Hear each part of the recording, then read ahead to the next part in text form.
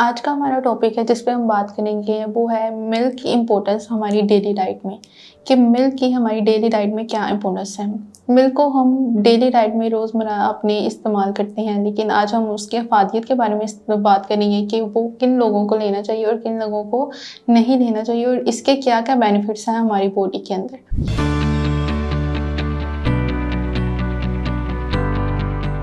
अस्सलाम वालेकुम, मैं हूं miss Huma. I am a consultant dietitian and clinical nutritionist working at the platform of मरहम। जैसे कि मैंने पहले भी आपको बताया है कि हम आज मिल्क की इम्पोर्टेंस के बारे में बात करेंगे। दूध को तो हम अपनी रोज़मर्रा ज़िंदगी में इस्तेमाल करते हैं, लेकिन इसके अंदर क्या अफादियत है, इसकी हमारी बॉडी में क्या बेनिफिट्स हैं, क्या इम्पोर्टेंस है, उसके बारे में आज हम बात करेंगे। सबसे पहले हम दूध के अंदर जो न्यूट्रिएंट्स पाए जाते हैं उसके बारे में बात करेंगे। इसके अंदर कैल्शियम, मैग्नीशियम, पोटेशियम, फास्फोरस बहुत ही वाफिर मकदार में पाया जाता है। एज़ यू गाइस नो कि कैल्शियम और फास्फोरस जो है वो हमारी बोन डेंसिटी को मेंटेन रखने में बहुत हेल्प करता है। इसके अलावा फास्फोरस जो है वो कैल्शियम की प्रॉपर्ली एब्जॉर्प्शन करवाता है हमारी बॉडी में। और अगर फास्फोरस और कैल्शियम के अलावा इसमें कार्ब्स, फैट्स और प्रोटीन्स पाए जाते हैं। प्रोटीन्स दो किस्म के प्रोटीन्स पाई जाती हैं, इसमें एक है वे प्रोटीन और एक है कैसीन। वे प्रोटीन जो है वो 18% ऑफ द टोटल प्रोटीन इसमें पाई जाती है और कैसीन बाकी का 82% ऑफ प्रोटीन इज़ कैसीन, जो कि हमारी बॉडी में एंटीबॉडीज़ की प्रोडक्शन में बहुत हेल्प करता है और हमारी जो मसल्स हैं उनको स्ट्रॉन्ग रखने में बहुत ज़्यादा हेल्प करता है। इसके अलावा अगर हम बात करें तो इसमें पोटेशियम और मैग्नीशियम भी एक बहुत अच्छी मिकदार में मौजूद हैं। पोटेशियम क्या करता है हमारे ब्लड प्रेशर को रेगुलेट रखने में और जो हमारे नर्व्स का सिस्टम है उसको मेंटेन रखने में बहुत ज़्यादा हेल्प करता है और बाकी क्रॉनिक डिजीज़ को भी प्रिवेंट करने में, जैसे कि डायबिटीज़ को प्रिवेंट करने में हेल्प करता है। मिल्क में विटामिन बी जो है B2, B3 और B12 भी पाया जाता है, जो कि B12 जो है हमारी बॉडी में एनीमिया को प्रिवेंट करता है और आरबीसीज़ की प्रॉपर प्रोडक्शन में हेल्प करता है और खून की कमी को होने से रोकता है। अगर हम मिल्क को अपनी डेली डाइट में according to the dietary guidelines अगर इसकी हम प्रॉपर सर्विंग्स लें तो हमें इन सब न्यूट्रिएंट्स की हमारी रिक्वायरमेंट फुलफिल हो सकती है। लगता है बाजार के खाने बहुत खाते हो। जी डॉक्टर साहब, मैं ये मेडिसिन प्रिस्क्राइब कर रहा हूँ, वो आप ले लेना। अब कोई भी मसला हो तो मरहम से डॉक्टर की ऑनलाइन कंसल्टेशन बुक करो, क्योंकि डॉक्टर से बात होगी अब घर पर। According to the dietary guidelines अगर हम एज ग्रुप्स के अकॉर्डिंग देखें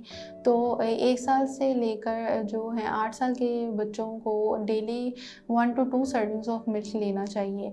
और अगर हम एडल्ट्स की बात करें तो उनमें 2 to 3 servings are required of milk. और अगर हम ओल्डर एडल्ट्स की बात करें तो उसमें इसकी रिक्वायरमेंट बहुत ज़्यादा बढ़ जाती है, जैसे कि 2 to 3 सर्विंग्स उन्हें ज़रूर लेनी है अपनी डेली डाइट में। डेली की रिक्वायरमेंट है, क्योंकि ओल्डर एज में आकर हमारी बॉडी में से कैल्शियम जो है वो कम होना शुरू हो जाता है और हमारी बोन्स जो हैं वो वीक होना स्टार्ट हो जाती हैं और ऑस्टियोपोरोसिस और रिकेट्स के जो चांसेस हैं, इन जैसी डिजीज़ के चांसेस बहुत ज़्यादा बढ़ जाते हैं। इसलिए अगर हम मिल्क का intake properly according to the servings करेंगे तो इन सब डिजीज़ से बचा जा सकता है। अब हम बात करेंगे कि किन लोगों को मिल्क का इंटेक नहीं करना चाहिए। जिन लोगों में मिल्क से एलर्जी हो जाती है, जैसे कि अगर वो मिल्क इंटेक कर रहे हैं तो उन्हें कुछ साइंस इस तरह से शो होते हैं या सिम्टम्स उन्हें ये शो होते हैं कि उन्हें डायरिया हो रहा है, उनको स्टमक प्रॉब्लम्स हो रही है या कॉन्स्टिपेशन है या उनकी ब्रीदिंग प्रॉब्लम बहुत ज़्यादा स्टार्ट हो जाती है मिल्क के इंटेक से, तो उन्हें क्या करना चाहिए कि मिल्क का इंटेक कम से कम करें, क्योंकि मिल्क में लैक्टोज पाया जाता है। लैक्टोज एक नेचुरल शुगर है जो मिल्क में पाई जाती है। उसकी जब प्रॉपर डाइजेशन नहीं हो पाती और वो प्रॉपर डाइजेशन किस वजह से नहीं हो पाती, क्योंकि उनकी बॉडी में एक लैक्टेज एंजाइम जिसे हम बोलते हैं जो लैक्टोज का प्रॉपर डाइजेशन करवाता है, वो एंजाइम जो है वो इनफ प्रोड्यूस नहीं हो पा रहा होता।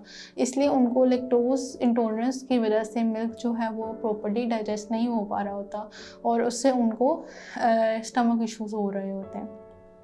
इसलिए जिन लोगों को मिल्क से एलर्जी है या इंडाइजेशन का प्रॉब्लम स्टार्ट हो जाता है तो वो मिल्क का इंटेक कम से कम करें और इसके ऑल्टरनेटिव जो सोर्सेज हैं आप वो ले सकते हैं। इसके ऑल्टरनेटिव सोर्सेज हैं, प्लांट बेस्ड मिल्क ले सकते हैं, जैसे कि सोया मिल्क और आलमंड मिल्क और राइस मिल्क आप ले सकते हैं। इसके अलावा मार्केट में लैक्टोज फ्री मिल्क फॉर्मूलाज भी मिल जाते हैं आसानी से, आप वो भी ले सकते हैं। अगर हम इसकी कैलोरीज की बात करें तो अगर हम 1 होल कप ऑफ मिल्क में 120 टू 150 कैलोरीज पाई जाती हैं और इसमें 8 ग्राम्स ऑफ प्रोटीन और 7 ग्राम्स ऑफ फैट पाया जाता है। तो इससे आपकी जो न्यूट्रिशनस वैल्यू है वो भी फुलफ़िल हो जाती है। इसलिए आप दूध को अपनी डेली रूटीन में according to the dietary guidelines उसकी सर्विंग्स प्रॉपरली लें, ताकि आप बहुत सी बीमारियों से और हड्डियों की कमज़ोरी से बच सकें।